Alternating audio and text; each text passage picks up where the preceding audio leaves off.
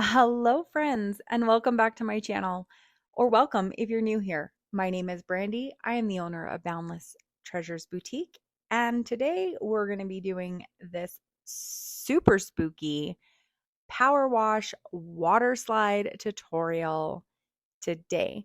I am super excited to show you how I did this. So, without any further hesitation, let's go ahead and jump right in. I hope you all enjoy, and please don't forget to like. And if you're not subscribed, please do so. I would love for you to be notified anytime a new tutorial drops. So, jumping right in, we are going to sand and prep our tumbler. I'm using a 40-ounce duo from Hog Stainless Steel Depot. I'm using my hand sander. This is an electric sander. I absolutely love it. It has changed the game for me in sanding. But if you do not have one, a piece of sandpaper or a sanding block will work just as well. I just came across this and fell in love with it. Once you're done sanding, you're going to want to take it to a sink and either wash it with some dish soap, or you can use a coffee filter, a tack cloth with some 91% alcohol, and just give that bad boy a good rub down to get all the debris off. Once you are done with that, it is time to move on to our spray paint. Now, I am using Rust-Oleum 2 times in flat white for this particular cup. It is going to be super, super important that you guys have good coverage and that you do not have any drips. So that may mean you let it dry and you come back for a second coat. I did not film the second coat that I did, but I did let this dry for an hour and I did come out and I did do a second round. The reason that this is important is this white is a big part of our design. So you don't want any drips. You don't want anything that is going to take away from your design. Now, once that is all done, it is time to pick out our water slides. So I am going to go into my design space. I'm going to click upload. I'm going to click browse. I'm going to click on my photos and I'm going to scroll to the photo I want. Now, this can vary depending upon how you've saved your image. It could be under your downloads. So you'll just want to remember the name of the file that you downloaded if that is the case. From there, select your image, click open, and it will import into Design Space. Once it is in there, I always pick complex, and then I am going to go ahead and remove the background. Now, as you can see here, I started with this black line on the bottom, and then I went and removed all of it and then finished up the black line once all of it was removed. This actually worked out beautifully for this particular image. You're going to see a hiccup moment in our next image, but I'm going to show you what I did. But because our base is white, this works out beautifully. I'm going to select print and cut, and then I'm going to click upload. Immediately after I've done that, I'm going to go to upload an image again. I'm going to go to browse. I'm going to go back to my photos and I'm going to go back to the second image that I am wanting to use for this cup. And we are going to open it and follow the same process. I pick complex. Now here you're going to see I went to remove the background. Big mistake. Um, and then I clicked revert like it was my first day. I should have just clicked where it said revert where I had removed the background. So I finally clicked that and we got our image back. And then I uploaded it from there. And then I selected both of my images and added them to my canvas. Now, once they were added, you'll see that they're added together.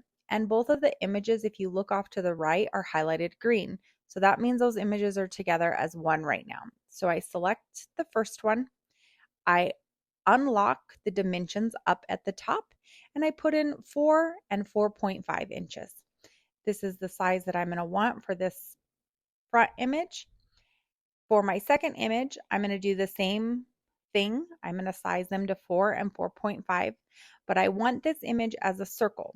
So I'm going to show you here momentarily how um, I achieve that with that image. And we're going to go to shapes. We're going to pick out a circle.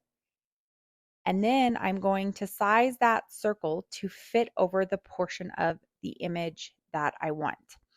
Now, the reason I am dragging it and sizing it this way is because I want to make sure that the entire circle part is selected for the image. And if I had sized it using dimensions, it wouldn't have worked that same way. Now, what's going on here? I have no idea. I'm not even real sure how I got to this portion or how I got out of it. I don't know. I just started clicking around until I was in a better spot. Once I got that red banner to go away, I was able to select both my image and the circle. And from there, I was able to go down to the bottom and click slice. Now, what that does is that will slice out anything outside of that circle shape that we put on. So we're able to delete the circle and the portion that it was outside that circle. And then that also leaves the image that we're going to use. And then here I can size this to 4 and 4.5, and we are ready to, at that point, go ahead and make it. So you'll see once I have all of that sized and ready to go, we're going to click make it. It's going to send us to our next screen, which will allow us to start the print and cut process. Now, for whatever reason, my design space does the papers way too big. So I just selected the right dimensions and then I hit continue and we were ready to go. I had them all printed out on clear water slide. I went outside, I sprayed my water slide 3 times, and then we were ready to move on to the next step once that was dry. Now, because our water slides need a shiny base to go over, I did do 1 coat of epoxy on our primed and prepped tumbler. I used my fast set epoxy, so I let that cure for 3 hours, and then we were ready to move on to applying our water slides. So once we had this all ready to go, you'll see I am screwing on my lid. The reason for that is because this does have a front and back, so I wanted to make sure that my images were in the right spaces on the cup themselves. Once I had my lid on, so I knew where I was going to be placing each image, I then cut out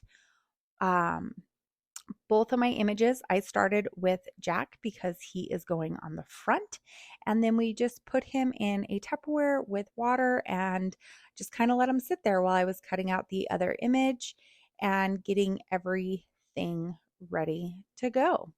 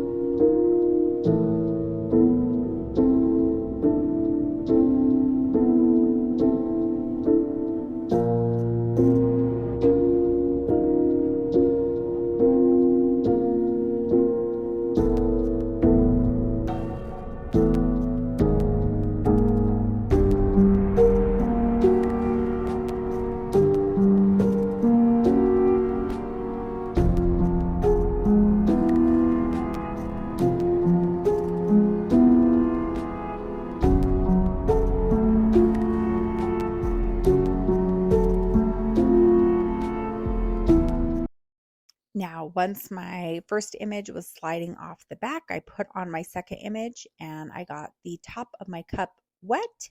That way I could move my image around if I needed to. And I used my silicone little makeup brush to make sure that I squeegeed out any excess water as well as air bubbles. And you'll also notice that I have this blue tack cloth. I found this at the dollar store and I love, love, love this stuff. So if you find yourself at the dollar store, definitely pick up some. It is definitely worth it. I'm switching from my coffee filters to these. And then I just laid that cloth down and flipped my cup over and did the same thing. The reason I put the cloth down in the cup holder was so that I didn't scratch or mess up the image that I just put down. And once all of that was situated, I let that completely dry. You can do typically about an hour to 2 hours, depending upon your climate and the temperature. Or if you would rather err on the side of caution, you can definitely wait until overnight, and that will definitely ensure that your water slide is dry. The reason it's important that your water slide is dry is because if there are any water pockets or air bubbles, those are going to show when you epoxy.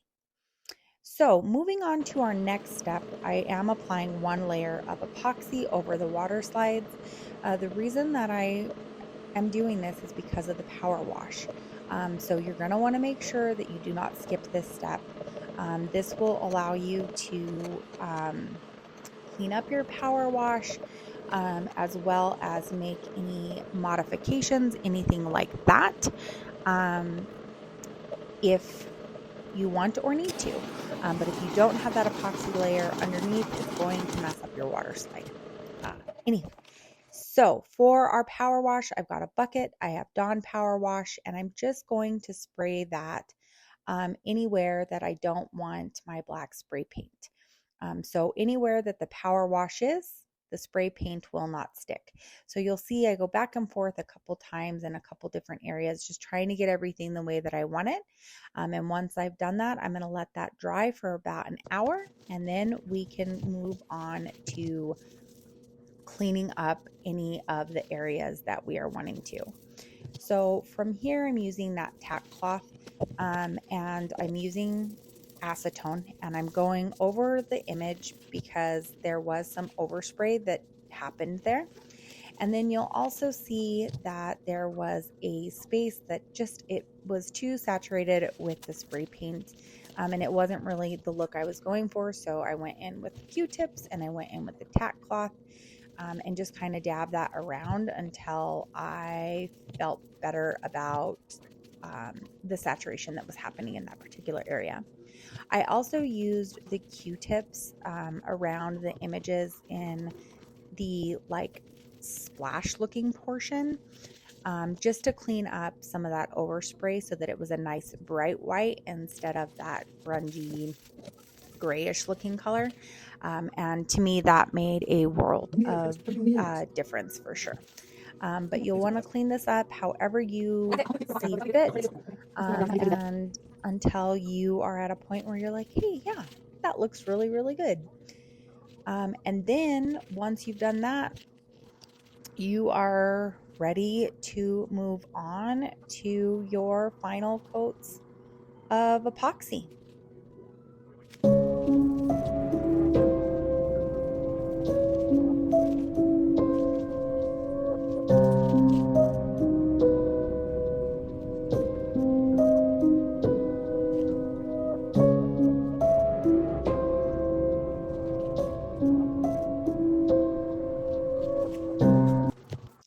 So this particular cup did take one last final coat of epoxy before it was all ready to go. I used my Alumilite clear cast. I allowed that to cure for about 6 to 8 hours. And then I cleaned up anything on the rim and made sure it got a good wash.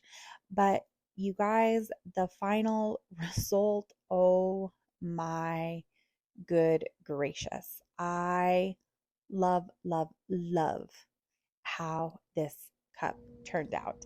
I would love to know what you guys think of this.